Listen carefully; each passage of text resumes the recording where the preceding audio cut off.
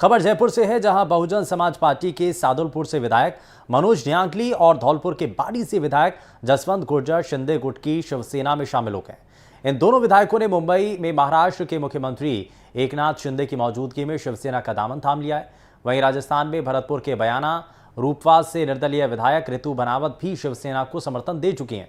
आपको बता दें कि गहलोत सरकार में भी राजस्थान में 2 बार ऐसा हो चुका है जब बसपा के 6 विधायक कांग्रेस में शामिल हो गए थे।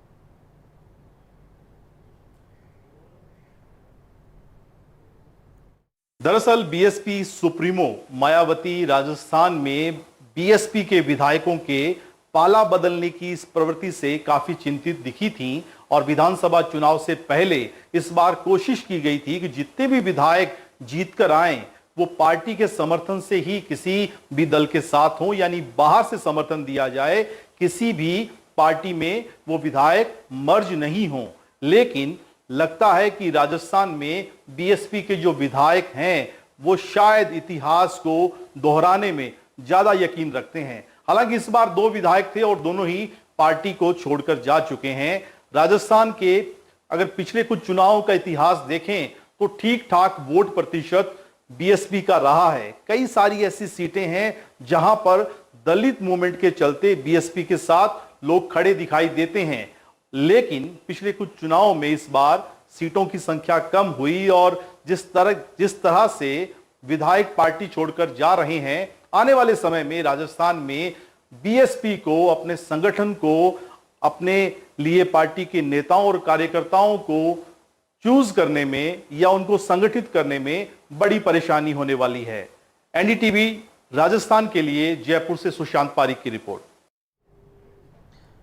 और यहाँ एनडीए का कुनबा बढ़ता हुआ दिखाई दे रहा है और बीएसपी क्योंकि पहले भी राजस्थान से गायब हो गई थी और एक बार फिर से वैसी परिस्थिति बनती हुई नजर आ रही हैं। बीएसपी के जो 2 विधायक हैं उन्होंने शिवसेना शिंदे गुट में वो शामिल हो गए हैं।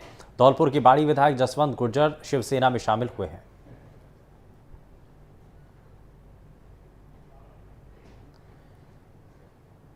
वहीं बॉलीवुड अभिनेता सलमान खान के घर फायरिंग करने वाले दोनों आरोपियों को पुलिस मुंबई ले आई है और क्राइम ब्रांच की टीम ने दोनों आरोपियों को अदालत में पेश किया, जहां से कोर्ट ने उन्हें 10 दिन की पुलिस कस्टडी में भेज दिया है। अब पुलिस आरोपियों से हिरासत में पूछताछ करेगी और घटना से जुड़े पहलुओं के बारे में जानकारी भी इकट्ठा करेगी। उम्मीद है कि पूछताछ के दौरान कई बड़े खुलासे भी हो सकते हैं, कई राज से पर्दा उठ सकता है। इस मामले की जांच के लिए 12 टीमें बनाई गई हैं जो अलग अलग एंगल से इस मामले की जांच करेंगी। आरोपियों पर मामले में षड्यंत्र रचने की धारा 120B को भी जोड़ा गया है।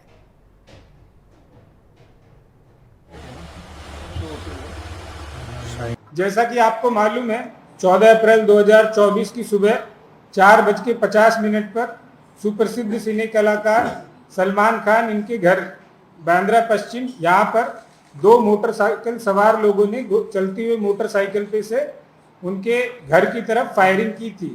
5 राउंड फायरिंग किए गए, उसमें से 1 राउंड अंदर गया, बाकी दीवार पे भी लगा था। अगले दिन या उसी दिन शाम को एक अनमोल बिश्नोई नाम के व्यक्ति ने फेसबुक पर इस घटना से संबंधित लिखा और जो उसने लिखा उसमें एक तरह की धमकी क्लियर कट नजर आती है। उसके बाद उसी दिन शाम को ये गुना क्राइम ब्रांच यूनिट 9 की तरफ ट्रांसफर किया गया। अगले दिन यानी कि कल उसमें कॉन्स्पिरेसी के जो भी इन्वेस्टिगेशन किया गया उसमें दिखाई दे रहा था कि ये बड़ी कॉन्स्पिरेसी दिखती है। नकटराना से और 40 किलोमीटर आगे आशापुरा माता मंदिर है, रवा पार से 10 किलोमीटर पर माथानू मठ नाम का एक वहां पर मंदिर है, वहां पर ये दोनों आरोपी हमको मिले हैं। तो ये दोनों आरोपी को वहां से इमीडिएटली रात में ताबे में लिया गया। सुबह इनको बाई फ्लाइट बॉम्बे लाया गया और अभी उनको थोड़ी देर पहले अरेस्ट करके कोर्ट में प्रोड्यूस किया और माननीय कोर्ट ने 25 अप्रैल 2024 तक उनका पीसीआर हमको दिया है। वहीं मुख्यमंत्री भजनलाल शर्मा की मां गोमती देवी की तबीयत खराब होने की खबर सामने आ रही है। आरबीएम अस्पताल में आईसीयू वार्ड में उनको भर्ती कराया गया है और उन्हें सांस लेने में दिक्कत होने की शिकायत हुई थी और उन्हें ऑक्सीजन सपोर्ट पर रखा गया है। डॉक्टर विवेक भारद्वाज की देखरेख में फिलहाल उनका इलाज किया जा रहा है। भजनलाल शर्मा की मां का इलाज कर रहे डॉक्टर विवेक भारद्वाज ने कहा कि 24 घंटे ऑब्जर्वेशन में रखेंगे। डॉक्टरों की टीम उनका इस वक्त इलाज कर रही है। ललितेश कुशवाहा हमारे संवाददाता जुड़ चुके हैं ज्यादा जानकारी के साथ। ललितेश, क्या अभी तक जानकारी है? स्वास्थ्य कैसा है अभी? पहले से ठीक है? जी बिल्कुल, राजस्थान के मुख्यमंत्री ब्रजलाल शर्मा की मां गोमती देवी की अचानक तबीयत खराब हो गई। उन्हें में तकलीफ आने के बाद एडमिट कराया था। जो डॉक्टर विवेक भारद्वाज जिनकी देख में उनका इलाज हो रहा, उनका कहना है कि अभी ऑक्सीजन पर रखा गया है और उनकी पूरी अस्पताल की पर इलाज में लगी हुई है, जहां उनका इलाज रहा।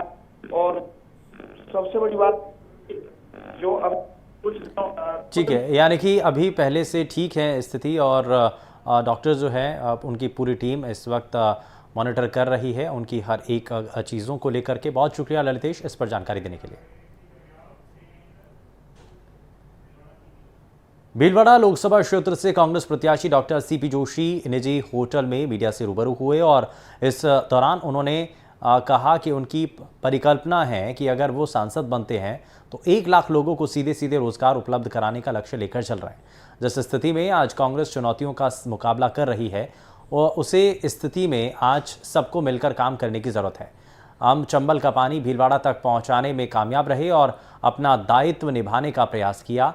इसके अलावा सीपी जोशी ने आगे कहा कि भीलवाड़ा में जिस तरह से लगातार इलाके के अंदर फेल्सपार और सिरेमिक की उद्योगों की संभावना है, ऐसे में इसी पर आने वाले समय में फोकस भी रहेगा।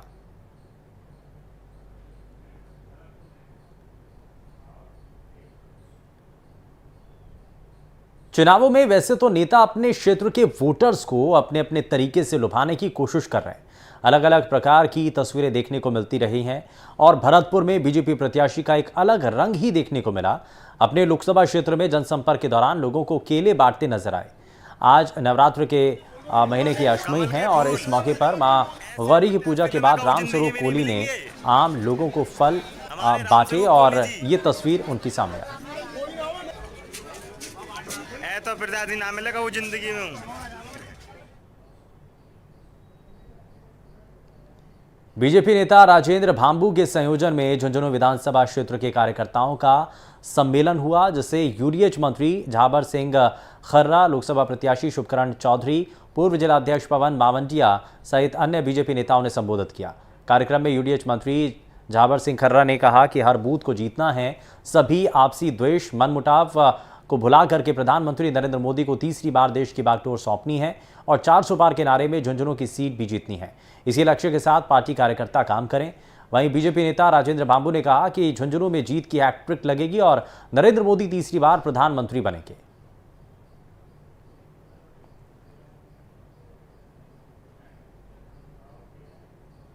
जिसमें केंद्र सरकार से लेकर राजस्थान के चुनाव पर कांग्रेस पार्टी के वरिष्ठ नेता अशोक गहलोत ने क्या कहा है, जरा दिखाते हैं आपको। राजस्थान के पूर्व मुख्यमंत्री अशोक गहलोत हैं।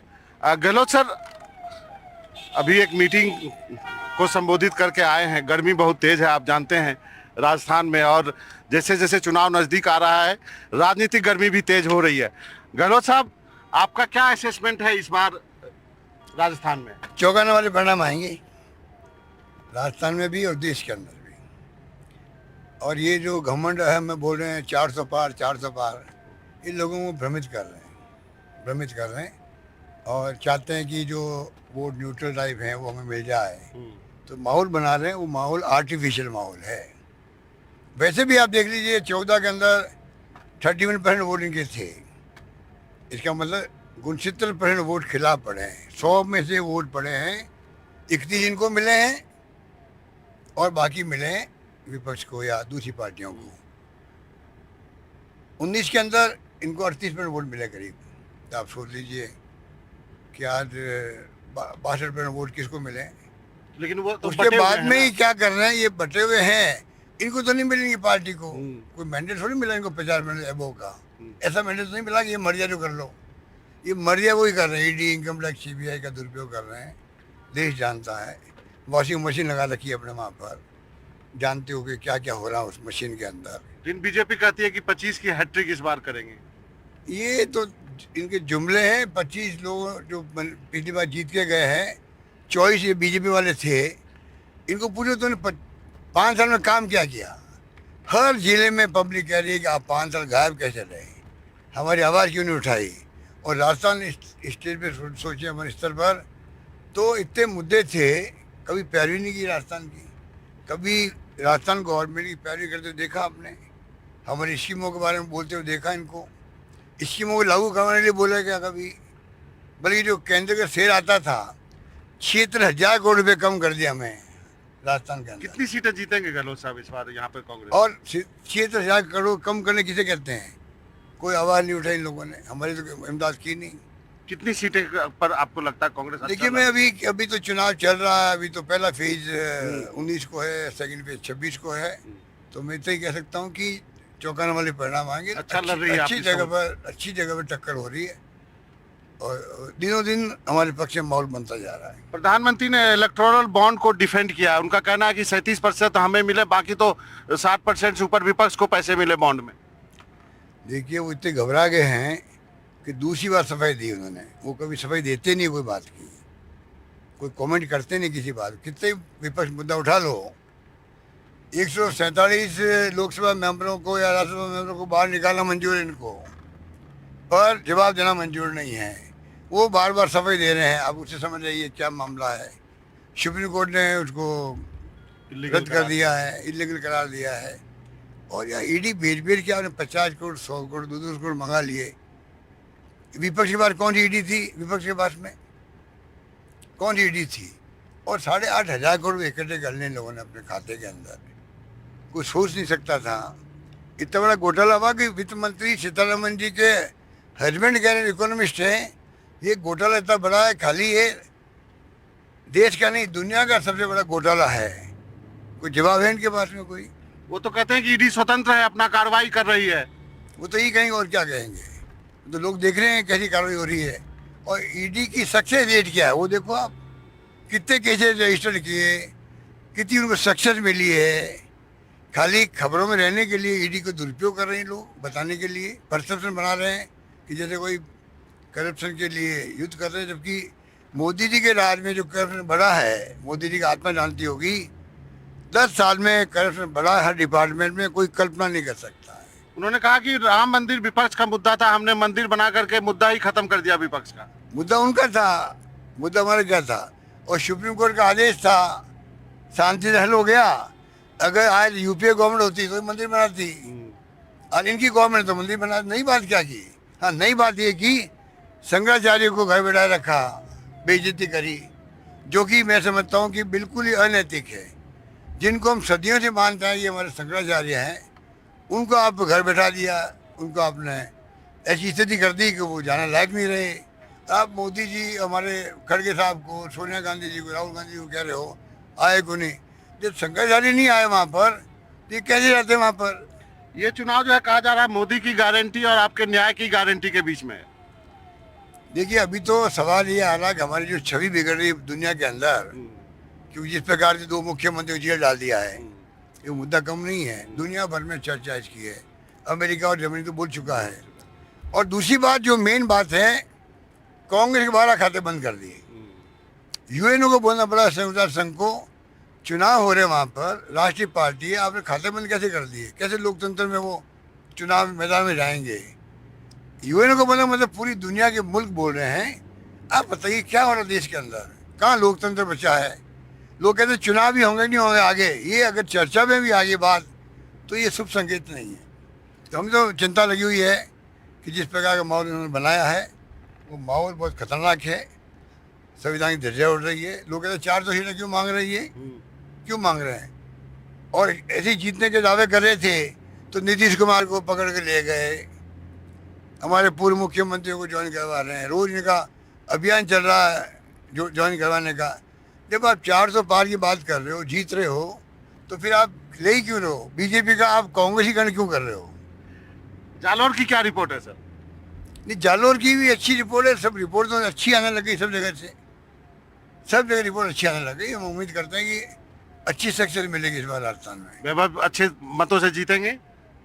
मैं खाली वैभव की बात क्यों करूँ, मैं तो कहूँ सभी हमारे उम्मीदवार जो हैं बिना साधनों के, मैंने अभी कहा मीटिंग के अंदर कि खाते बंद कर दे कोई व्यापारी का या किसान का तो वो कैसे काम करेगा। आज खाते बंद कर दिए कांग्रेस। मुझे गर्व है, कहते हैं पब्लिक समझ गई खाते बंद हो गए इनके, वो ढंग से बिहेव कर रही है, हमारे पक्ष में आ रही है। नंबर एक, हमारे कार्यकर्ता कांग्रेस के हैं, वो उम्मीदवार पहले मांग ही नहीं रहे हैं, उनको मालूम इनके पास कोई है ही नहीं देने के लिए, कहाँ से लाएगा ये। जब पार्टी खाते ही बंद हो गए हैं, पार्टी इमदाद कर नहीं पा रही है, तो पैसे कहाँ से लाएंगे ये सोच के हमारे कार्यकर्ता इतने समझदार हैं कांग्रेस के, उन्होंने पैसा मांगना बंद कर दिया। बिना पैसे के बंद, कम साधनों से ही अपना काम चला रहे हैं। जितना अफोर्ड कर पा रहा कैंडिडेट, थोड़ा बहुत पार्टी देती होगी, उससे काम चला रहा है, पर वो शिकायत नहीं कर रहा है। ये हमारे लिए गौर की बात है। कांग्रेस, राजस्थान कांग्रेस एकजुट है सर इस चुनाव में? सब एकजुट हैं, हम एकजुट होकर चुनाव लड़ रहे हैं। चुनाव में एकजुट ही हैं और सब एकजुट होकर ही मैदान में उतरे हुए हैं। सब लोग लगे हुए कैंपेन में। टिकट बटा है, उससे आप खुश हैं? टिकट हमारे अच्छे बटे हैं बीजेपी के मुकाबले के अंदर। इनके पास उम्मीदवार मिले ही नहीं, इनको मालूम था ये हारने वाले हैं, तभी उनको टिकट देना पड़ा है। ये स्थिति बन गई। बाड़मेर हो, अजमेर हो, ये स्थिति है। एक जगह आपने अपना कैंडिडेट विड्रॉ किया, लेकिन उसने अपना नाम ही नहीं हटाया। वो एक अलग इश्यू बना हुआ है, वो पार्टी देख रही है उसको। जो छोटे दलों से आपने गठबंधन किया, उसका फायदा मिलेगा आपको, जो बीएपी पार्टी है? एक बाप है, ये अपना आरएलपी है, सीपीएम है, तीनों जगह गठबंधन चल रहा है। और मैं समझता हूँ कि इंडिया गठबंधन बना है, उसके पीछे कारण यही है कि जो हालात जैसे बन गए हैं, उस पर मुकाबला करना पड़ेगा हमें। बीजेपी को हराना हमारा उद्देश्य है, इसलिए हमें कॉम्प्रोमाइज भी करना पड़ेगा कई जगह पर, और करना चाहिए हर पार्टी को। ऐसे वक्त में त्याग की भावना होनी चाहिए, तभी गठबंधन बनते हैं और कामयाब होते हैं। ये गठबंधन विधानसभा चुनाव में आपने क्यों नहीं किया? यदि किए होते तो आप मुख्यमंत्री होते आज। अब परिस्थितियाँ अलग अलग होती है, उस वक्त नहीं हो पाया, चाहते हुए भी नहीं हो पाया था। और बाकी हमने इतने अच्छे काम किए थे, सरकार तुम्हारी बननी थी, बननी चाहिए थी, पर मोदी जी, इनके कारिंदे जो हैं, इनके मुख्यमंत्री थे, इन्होंने इतना झूठ फैलाया, अफवाह फैलाई। 5 लाख रुपए दिए कन्हैयालाल को, जिसका वहाँ पे मर्डर हो गया था। आपकी जो योजनाएं थी उसका क्या हाल है अभी इस सरकार में? हमारी योजनाओं को ये लोग तो कमजोर कर रहे हैं या खत्म कर रहे हैं। बताइए आप, एक अन्नपूर्णा योजना थी महंगाई के अंदर, किट देते थे हम लोग, दाल चीनी वगैरह का, फोटो लगी थी मुख्यमंत्री की, मेरी फोटो लगी हुई थी, बंद कर दी स्कीम। भाई अगर सरकार बदल गई तो आप फोटो मेरी बदल के आप मुख्यमंत्री भजन वाली फोटो लग जाती उस पर। स्कीम बंद क्यों किया आपने? राजीव गांधी युवा मित्र थे, जो घर घर जाके समझाते थे लोगों को ये स्कीमों का फायदा इस प्रकार लेना चाहिए आपको। तो इनको पूछो, आपने सबको निकाल दिया सरकार आते ही। आप राजीव गांधी नाम बदल देते, आप वाजपेयी के नाम की स्कीम बना देते वो। तो ये जो इनकी हरकतें, 25 लाख का बीमा है हिंदुस्तान में, दुनिया में कहीं नहीं है, फ्री इलाज हो रहा है राजस्थान में। उनको कमज़ोर कर दिया, पेमेंट कर नहीं रहे हैं, तो प्राइवेट अस्पताल ने मना कर दिया इलाज करने से। तो कई प्रॉब्लम पैदा भी से हो गई है, एक सरकार टेको भी नहीं कर पा रही है। आपने सरकार पे कहा, तो यहाँ पर कई लोग ये सवाल भी पूछ रहे हैं कि यदि कांग्रेस कुछ सीटें यहाँ जीतती है तो क्या इस सरकार के परफॉर्मेंस पे भी एक वो टिप्पणी होगी? इस सरकार पे भी होगी, केंद्र पे भी होगी, क्योंकि ये तो सब मिले हुए लोग ही हैं। और वो मोदी गारंटी की बात कर रहे हैं। अब इनका कैंपेन देखिए, इनका कैंपेन ही बड़ा खतरनाक है।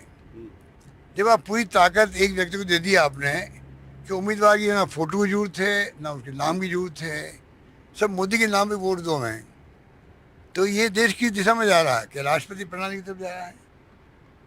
किस दिशा में आप लेना चाहते हो? क्या चाइना, रशिया, नॉर्थ कोरिया की तरफ लेना चाहते हो आप इसको?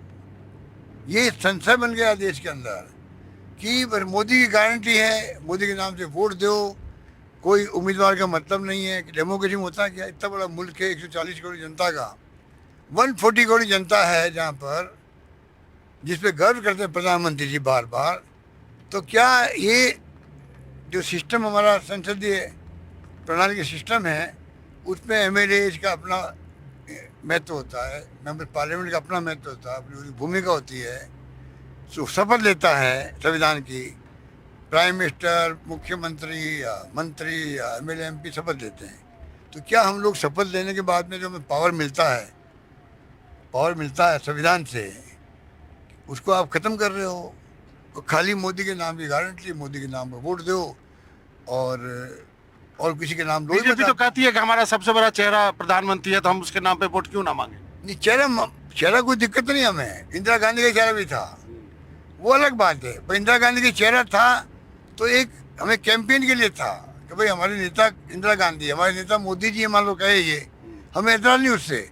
एतराज ये कि आपने तमाम जगह कैंडिडेट के नाम हटा दिए, उनकी फोटो नहीं लग सकती, मोदी मोदी मोदी मोदी गारंटी। ये एक खतरनाक संकेत है देश के लिए। मीडिया दबाव में है और मेरा मानना है कि जो नेशनल मीडिया है इसका अपना एक बहुत बड़ा इम्पोर्टेंस है आज भी, और प्रिंट मीडिया का इम्पोर्टेंस है।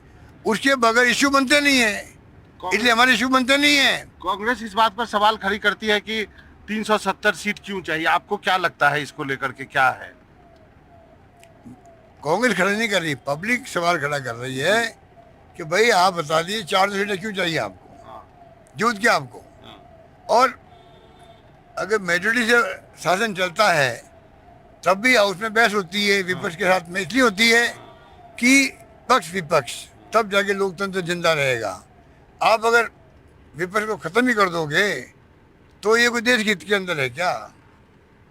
ये देश हित में नहीं है। गहलोत साहब, आपका बहुत बहुत शुक्रिया, आपने इस बिजी शेड्यूल से हमसे बात करने के लिए वक्त निकाला। धन्यवाद, बहुत धन्यवाद आपका भी।